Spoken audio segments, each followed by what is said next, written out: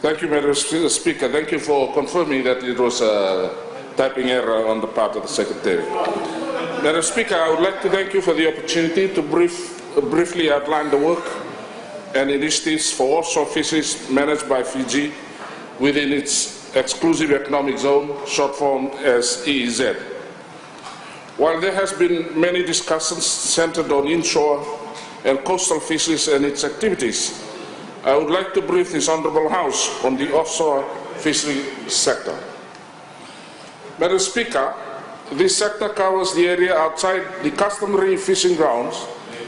It is the area covering the outer limits of the reef and extends to the outer boundaries of Fiji's exclusive economic zone. Managed by the Offshore Fisheries Division, the offshore fisheries covers a vast area which extends 200 nautical miles from Fiji's baseline. These areas included the archipelagic waters, territorial seas, and the exclusive economic zone.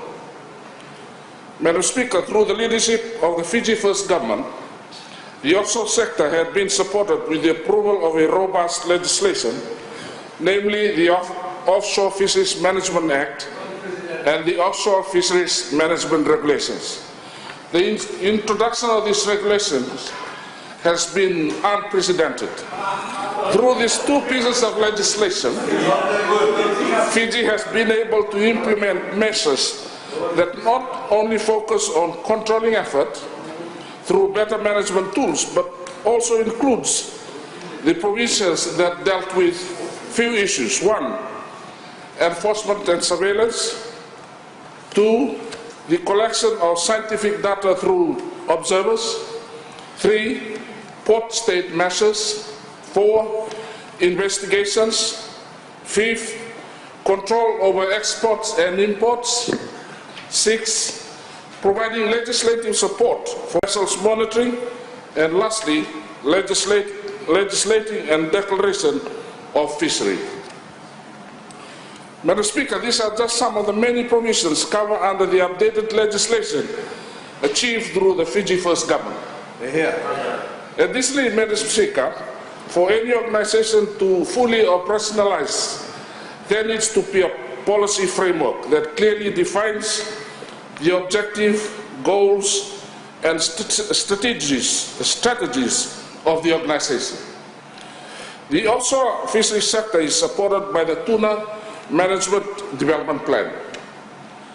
This policy documents set out limits on the number of licenses that can be issued in a given time using a bioeconomic model while identifying sustainable measures and activities that should be undertaken to ensure sustainable use of our limited tuna resources.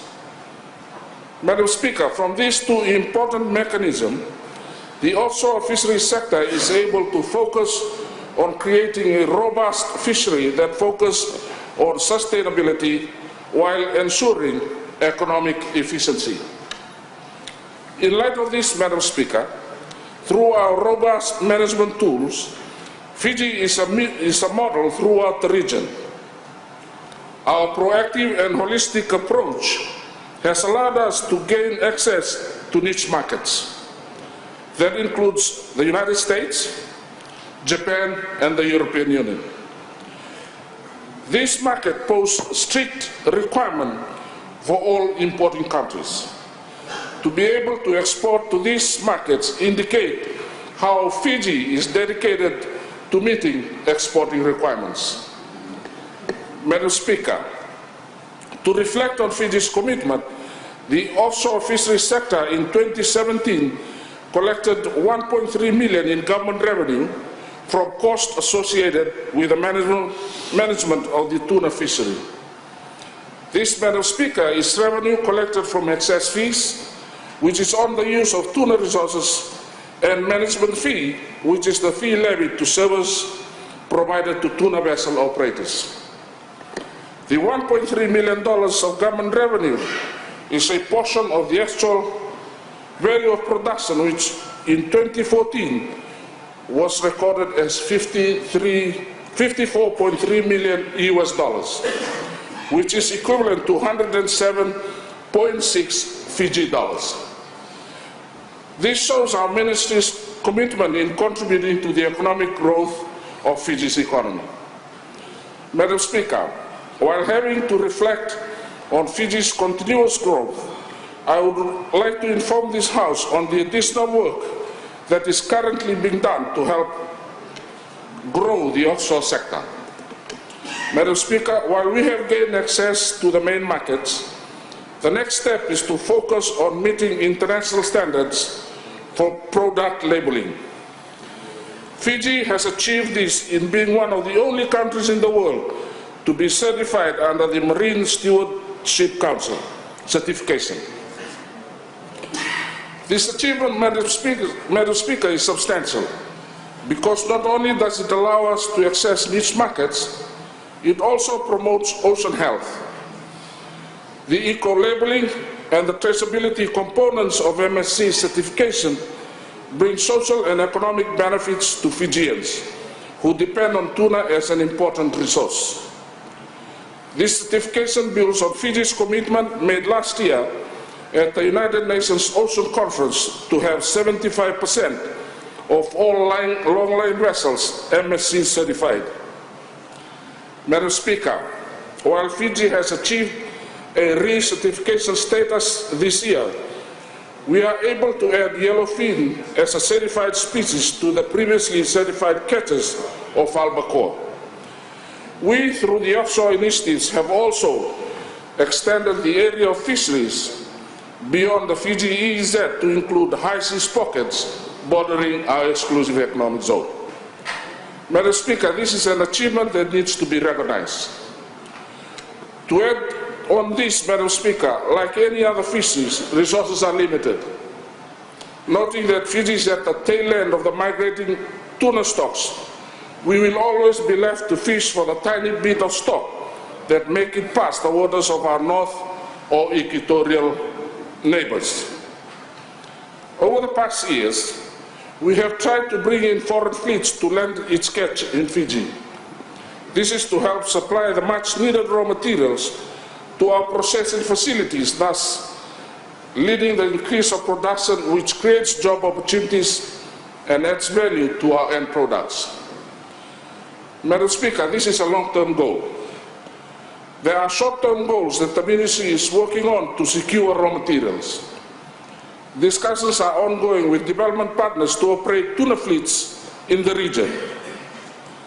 The idea is to establish a bilateral with partners who are willing to catch tuna from outside Fiji and supply them to our processing facilities. The aim, Madam Speaker, is to secure raw materials, create more jobs in the processing lines, achieving economic growth through import substitution. Madam Speaker, I would like to end by stating that the development of offshore fisheries is ongoing. We are committed and will continue to ensure that our tuna are monitored in accordance to regional standards, where best science is made available to those that make decisions. Through our regionally trained enforcement and surveillance officers, the Ministry of Fisheries is in the forefront of ensuring that our waters and our ports are free from illegal, unreported and unregulated activities.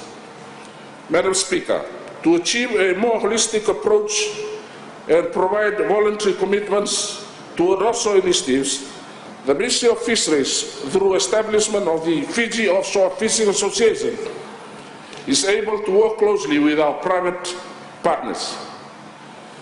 This in turn creates a coherent and stable platform for issues to be addressed with stakeholders. Madam Speaker, in concluding, I would like to emphasize that current initiatives are for the betterment of the Fijian people. It is to ensure that while there are enough resources available today, we are able to sustain and manage it well so that we will meet regional and international standards while ensuring the sustainability of our future generations. Thank you, Madam Speaker.